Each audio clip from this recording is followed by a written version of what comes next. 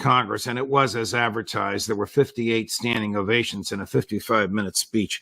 What is the geopolitical significance of Netanyahu's rapturous reception by Congress?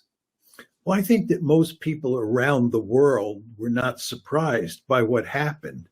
This isn't the first time he appeared before Congress and was treated like royalty. This has happened before.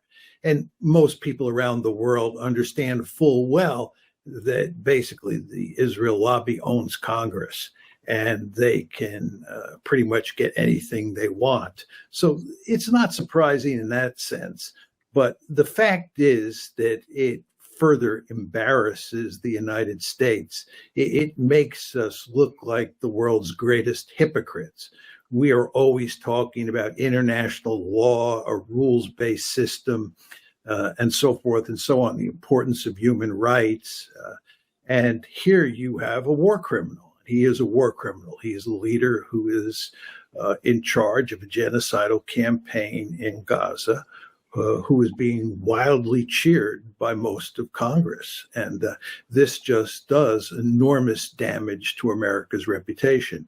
And it will be a stain on our reputation for the foreseeable future, as it should be. What turned my stomach was my own conclusion that those people standing for him, they don't represent me. They don't represent the American people. They represent the donor class that got them elected. Very few had the courage not to go. Congressman Thomas Massie, a longtime friend of mine, the only Republican, and maybe about 100 Democrats, although many of those Democrats that didn't show, like Kamala Harris, for example, voted for and supported all the appropriations to Israel. They just didn't want to be seen in the same room with the war criminal. Well, I'll give those people who didn't go credit for not being there. You're absolutely right that normally they would support Israel hook, line, and sinker when it comes to the funds and weapons that they need to kill Palestinians in Gaza. But nevertheless, the fact they didn't appear when Netanyahu appeared on Capitol Hill is a minor victory, and I feel good about that. Yeah, I agree with you. Were you surprised that he was so bellicose, that he offered no peace plan? In fact, he didn't mention peace or the concept of peace at all.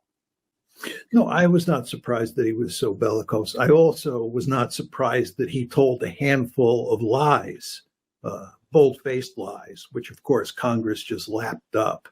It's very important to understand on your point about the peace plan. Right. What's going on here is that we in the United States, or we in the West, are hoping that he will come up with some sort of agreement to go along with a ceasefire, and then some sort of agreement to go along with working out a viable political solution for dealing with Gaza over the long term. He, of course, has no interest in doing either one of those things. It's just very important to understand that. Basically, what he is interested in doing is ethnically cleansing Gaza.